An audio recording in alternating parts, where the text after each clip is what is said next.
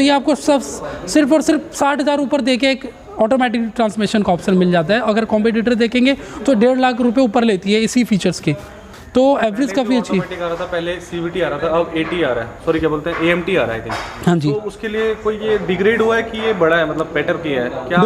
बिल्कुल सही क्वेश्चन आपने पुट किया सर।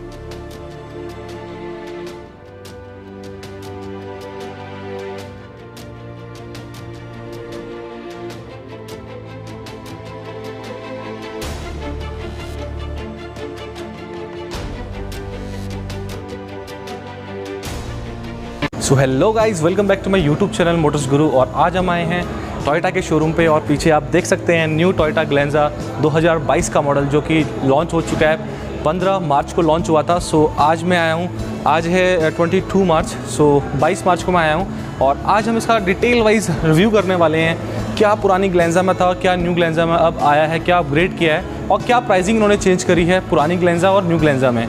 और बेसिकली इसका फ्रंट से आप लुक देख सकते हैं, it's looking like a Camry, मतलब कैमरी का जो फ्रंट ग्रिल है और जो फ्रंट शेप है उसकी तरह इसकी लुक आ रही है। तो लुक इस बार काफ़ी बढ़िया कर दी। सबसे खास बात ये रही कि जो नेक्सा में आपको बेलेनो देखने को मिलती है उससे काफ़ी डिफरेंट ये गाड़ी आज आपको देखने को मिल रही है।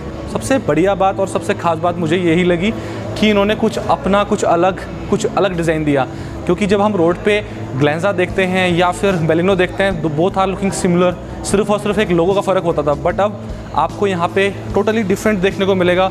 एक तो आपको लुक तो है ही है, डिज़ाइन तो है ही है, एक ब्रांडिंग तो मिल ही रही है साथ में। सो ये सब कुछ आपको चेंज देखने को मिलेंगे। सो लेट्स सी और जानते हैं डिटेल वाइज इसमें क्या क्या चेंजेस किए हैं और क्या इसमें बेस्ट फीचर्स हैं जो इस सेगमेंट के अंदर इसको बेस्ट बनाते हैं, क्योंकि इसकी बुकिंग्स वेटिंग पे जा रही हैं और काफ़ी अच्छी ये चल रही है गाड़ी। So let's start the video guys. So guys, आज हमारे साथ है मिस्टर दीपक राजपूत और ये खुद एक ऑनर हैं टोयोटा गाड़ी के, जो टोयोटा ग्लेंजा यूज़ कर रहे हैं। सो इनसे रिव्यू भी जानेंगे और आज जानेंगे इनके बारे में कि ये गाड़ी में क्या क्या इनको अपग्रेड मिल रहे हैं। बेसिकली इनके पास जो है पिछले वाला वेरिएंट है, हाँ मेरे पास 2021 मॉडल है, 2021 मॉडल इनके पास है और जो 2022 में न्यू लॉन्च हुआ है। सो इसमें हम जानेंगे क्या क्या अपग्रेड्स दिए हैं। सो लेट्स स्टार्ट और जानते हैं इनसे कुछ डिटेल वाइज इसमें क्या क्या अपग्रेड मिले हैं। तो जैसे कि हम बात कर रहे थे 2021 मॉडल मेरे पास है और ये अभी रिसेंटली लॉन्च किया है, टोयोटा ने रिसेंटली लॉन्च किया है इसको, पूरा ही फेसलिफ्ट कर दिया है इस गाड़ी को। फ्रंट से देखेंगे तो इस गाड़ी में एक टोयोटा का DNA ऐड किया गया है जो प्रीवियस गाड़ी में आपको नहीं मिलता था।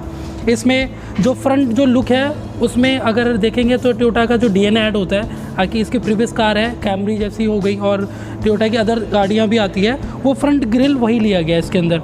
साथ में जो एक अलग से एलिमेंट यूज़ किया गया है उसको कार्बन फाइबर स्ट्रक्चर कहते हैं, जो अंडर बॉडी दी गई है नीचे लोअर साइड बम्पर में। तो इसका सर कंट्रास्ट जो आ रहा है ना सर, एक स्पोर्टी व्हीकल का आ रहा है, तो लुक जो है काफ़ी बोल्ड आ रहा है इस गाड़ी का और एग्रेसिव लुक दे रहा है। इसके अंदर सर पहले जो आते थे फीचर्स, जैसे कि जी मॉडल है, ये जी मॉडल में पहले DRLs नहीं आती थी। अब जो है न्यू गाड़ी है इसके अंदर LED प्रोजेक्टर तो पहले भी था, मगर इसके अंदर DRL जो है वो इंट्रोड्यूस कर दिया गया है। साथ में C टाइप में इसके अंदर क्रोम का सनराउंड दिया गया है, तो काफ़ी प्रीमियम लुक देता है फ्रंट से इसको। अगर साइड पोर्शन में आते हैं तो 16 इंच के इसके अंदर डायमंड कट अलॉय दिए गए हैं।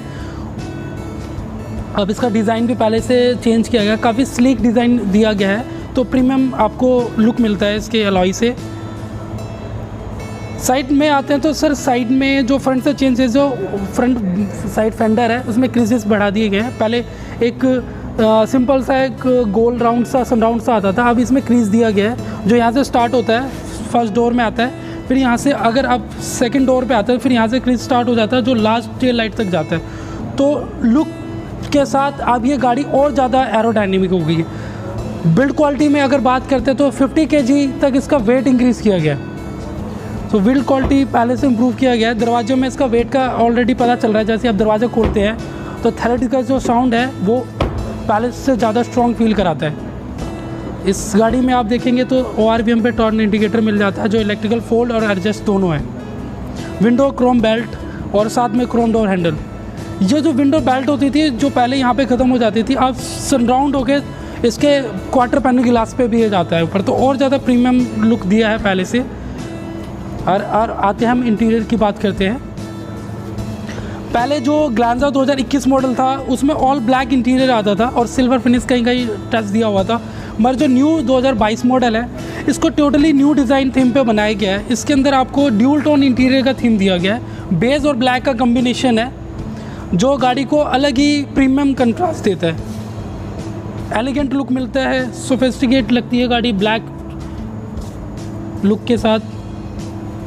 स्टीयरिंग पे इसके अंदर कॉल कंट्रोल, वॉल्यूम कंट्रोल, अब इसका टॉप मॉडल में काफ़ी एडवांस फीचर्स दे दिए, जैसे कि हेड अप डिस्प्ले मिल जाएगा, 9 इंच का टच स्क्रीन मिलेगा जिसके अंदर टोयोटा कनेक्टेड फीचर्स है। बेसिकली जो गाड़ी हम देख रहे हैं जी मॉडल है, इसके ऊपर एक और मॉडल आता है टॉप मॉडल जिसके अंदर फीचर्स जो है ना एड ऑन हो जाते हैं, जैसे कि इसके अंदर फ्रंट डैशबोर्ड पे आपको हेड अप डिस्प्ले आ जाएगा। हेड अप डिस्प्ले का प्लस पॉइंट क्या होता है, जब आप गाड़ी राइड करते हो तो आपका फेस ना सर आई के बराबर आपका डिस्प्ले आ जाता है, जिससे ना आपका ना जो मोमेंटम होता है वो रोड के ऊपर फोकस रहता है और आपका ना आइज़ ना रोड को कैच करता है, ना कि आपकी गाड़ी की तरफ आपका फोकस जाता है। तो स्टेबिलिटी आपकी गाड़ी की अच्छी बनी रहती है और आपका फोकस रहता है ऑन रोड, जिसमें एक्सीडेंट्स के चांसेस बहुत कम हो जाते हैं। तो ये एक प्लस पॉइंट है इस गाड़ी का। साथ में ना सर आपको क्रूज़ कंट्रोल मिल जाता है इसके टॉप मॉडल में। 9 इंच का टच स्क्रीन है, इस सिस्टम में आपको टोयोटा कनेक्टेड फीचर्स मिल जाएंगे और साथ में इसके अंदर आप पहले से ज़्यादा सेफ्टी बढ़ाई गई है और एयर बैग्स जो है 6 कर दिए गए। जी और वी दोनों मॉडल में 6 एयर बैग्स मिल जाते हैं आपको, तो एक बिल्ड क्वालिटी के साथ सेफ्टी इसके अंदर इंक्रीज़ कर दिया गया। बेसिकली वैसे जो लोग हैं बेसिक मॉडल में ज़्यादा जाना चाहते हैं, इस सेगमेंट के लोग जितने भी हैं, अगर जो मारुति में जाते हैं वो बेसिकली प्राइस के बाद जाते हैं। सो बेसिक मॉडल में क्या क्या चीज़ें इनमें मिल जाती हैं ये जानना चाहते हैं सर। बिल्कुल, बेसिक मॉडल से अगर हम हमारे पास चारों वेरिएंट इस बार टोयोटा ने इंट्रोड्यूस किया है, चारों मॉडल्स मिलेगा इसके अंदर। सबसे प्लस पॉइंट है जो स्टार्टिंग मॉडल से हमारे फीचर्स मिलेंगे, जो है प्रोजेक्टर हेडलैम्प आपको स्टार्टिंग मॉडल से ही मिलेगा। उसके बाद आपको जो इंटीरियर में जाओगे तो इंटीरियर में ड्यूल टोन इंटीरियर मिलेगा, जो आपको मारुति सुजुकी में ऑल ब्लैक और ब्लू कलर के कंट्रास्ट के साथ आता है। और सेकंड है जो हमारे ना स्टार्टिंग मॉडल में आपको जो स्टील व्हील मिलेगा विद व्हील कवर मिलेगा, उनको उस मॉडल में आपको सुजुकी में नहीं मिलेगा।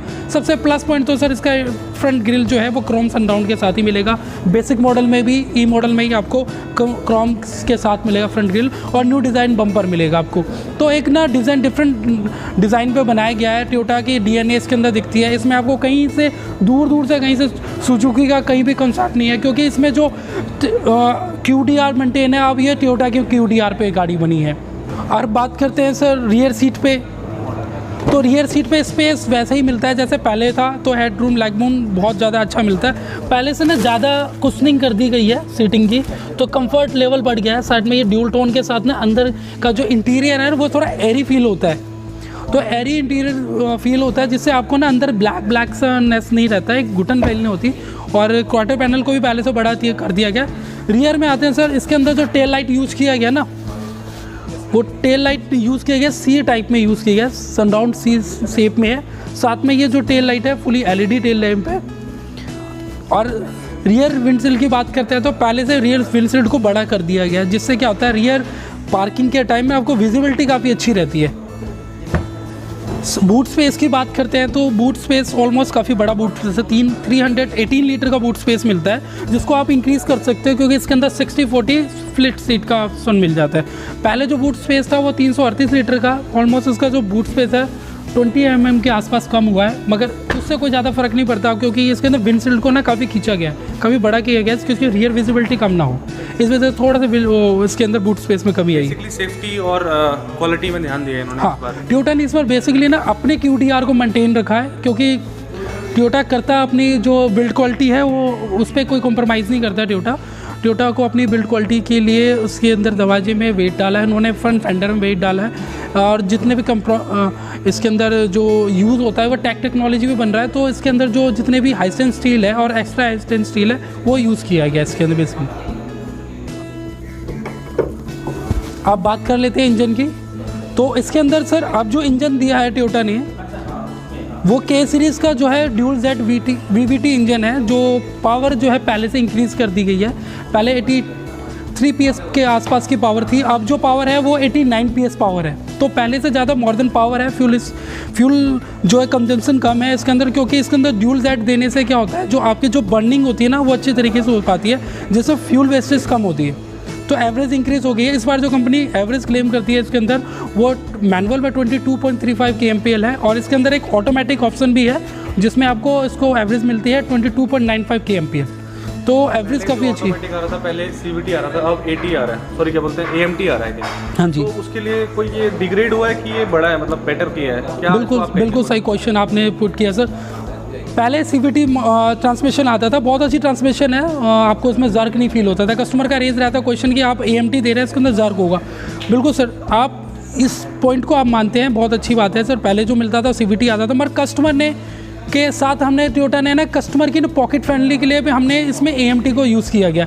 अगर हम इसमें CVT देते तो ये गाड़ी ओवर प्राइस हो जाती, कंपैरिजन कॉम्पिटिटरों से ज़्यादा महंगी हो जाती। मगर टोयोटा ने इसमें AMT डाला है। AMT जो टेक्नोलॉजी है, लो मेंटेनेंस टेक्नोलॉजी होती है, इसका आपका वियर पार्ट्स कम होता है, मतलब लो मेंटेनेंस, मतलब इसका अगर कंपैरिजन करेंगे अगर किसी CVT या AT से तो 1.5 लाख रुपये महंगी हो जाती है गाड़ी।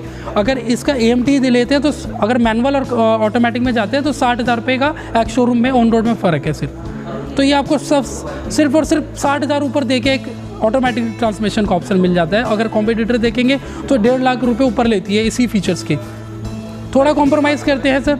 और अगर प्राइसिंग की बात करते हैं तो हमारा स्टार्टिंग प्राइस जो रहता है ये ऑन रोड है, ई मॉडल का 7.35 lakh on road price Delhi है स्टार्टिंग मॉडल ई वेरिएंट का। उसके बाद एस मॉडल आएगा, एस मॉडल जो है वो 8.35 लाख का है सर। उसके बाद जी मॉडल आएगा वो 9.35 लाख है ऑन रोड। उसके बाद सर वी मॉडल आएगा, वो टॉप मॉडल रहेगा, वो 10.35 है मैनुअल में। अगर हम ऑटोमेटिक में आते हैं तो ऑटोमेटिक में 3 वेरिएंट आएंगे, S, G and V. S model जो है स्टार्टिंग रहेगा वो ऑन रोड रहेगा 8,89,000, ठीक है सर। और वी मॉडल रहेगा 10,35,000 और टॉप मॉडल रहेगा वो जी मॉडल रहेगा 10,35,000 और टॉप मॉडल रहेगा वी रहेगा सर 10,95,000। तो सर अगर सुजुकी से कंपैरिजन करते हैं तो ऑन रोड में टॉप मॉडल में 15,000 से 20,000 तक का फ़र्क है, मगर वो जस्टिफाई है क्योंकि इसका डिज़ाइन और इंटीरियर एक्सटीरियर बहुत वर्क किया गया है। तो उससे ज़्यादा सोफिस्टिकेटेड लुक है, उससे ज़्यादा प्रीमियम लुक आता है और इंटीरियर उससे ज़्यादा प्रीमियम है। Okay sir, thank you. अगर ये गाड़ी परचेज करनी हो तो कहाँ पे आना पड़ेगा, क्या लोकेशन क्या है, आप थोड़ा डिटेल बताएंगे? मैं सर आपको अपनी लोकेशन दे देता हूँ, वैसे डिस्क्रिप्शन में भी मैं डाल दूँ आपके। हमारा ये लोकेशन पड़ता है सर रोहिणी जेल के सामने, पासपोर्ट ऑफिस है, शालीमार हैदरपुर लोकेशन है सर ये। So thank you so much Deepak ji, आपने हमें डिटेल्स वाइज बता दिया। और अब मैं छोटा सा एक क्वेश्चन और पूछना चाहूँगा कि आप ऑलरेडी एक ऑनर हैं टोयोटा ग्लेंजा का ही। हाँ जी। सो क्या उसका फीडबैक आप देना चाहेंगे? बेसिकली सर चेंजेस तो हैं, मेरे पास 2021 मॉडल है और मैं उसको दिल्ली NCR इवन मैंने उससे 5 ट्रिप करे हैं दिल्ली में और 17,000 किलोमीटर गाड़ी चला दी है। हाईवेज़ पे फुल टंकी में 750-700 किलोमीटर की रेंज रहती है हाईवेज़ पे। सिटी में मेरी को 15-16 की एवरेज निकलती विद AC। तो एवरेज मैं उस गाड़ी से संतुष्ट हूँ। मुझे थोड़ा सा है कि मेरे को ना इंटीरियर्स का ज़्यादा पसंद आ रहा है। मेरा मतलब मन है कि उस गाड़ी को एक्सचेंज करके और मैं इस गाड़ी को ले लूँ क्योंकि एक्सटीरियर इंटीरियर बहुत टोयोटा का DNA है। तो मेरा टोयोटा की गाड़ी से वैसे भी बहुत प्यार करता हूँ। मेरे पास ग्लांजा भी है और उससे पहले इनोवा भी थी मेरे घर में। तो मैं टोयोटा लवर हूँ। तो मेंटेनेंस वगैरह क्या थी मतलब? सर मेंटेनेंस कॉस्ट देखो, कस्टमर के पास स्माइल पैकेज का भी ऑप्शन है टोयोटा के अंदर, स्माइल पैकेज ले सकते हो। नहीं तो आपके पास अगर मेंटेनेंस कॉस्ट की बात करते हैं तो सुजुकी से ज़्यादा सस्ती सर्विस है। पहली सर्विस मैंने टोयोटा से करवाई है, 1920 रुपये की सर्विस हुई है, सिर्फ और सिर्फ 1920 रुपये की, जिसमें ऑयल इंक्लूडेड था। ओके। सो अभी एक और स्कीम अभी टोयोटा की आई है 4,023 रुपये की जो EMI है, सो उस पर भी हम गाड़ी ले सकते हैं? हाँ जी सर, ये जो EMI है वो 4,000 रुपये की है। ये 1 to 6 EMI 4,000 रुपये की, बाकी नॉर्मल EMI हो जाती है।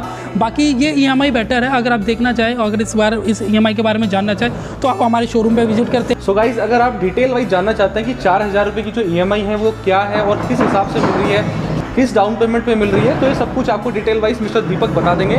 इनका कॉन्टैक्ट नंबर वगैरह सब कुछ मैं आपको डिस्क्रिप्शन पे दे दूंगा। सो अगर आपको ये वीडियो अच्छी लगी हो तो प्लीज़ लाइक शेयर सब्सक्राइब जरूर करिएगा इस वीडियो को और जल्दी से ज़्यादा शेयर करिएगा। सो thank you so much guys. Okay sir, thank you so much guys. फिर मिलता है अगली वीडियो पे। तब तक के लिए जय हिंद, जय भारत।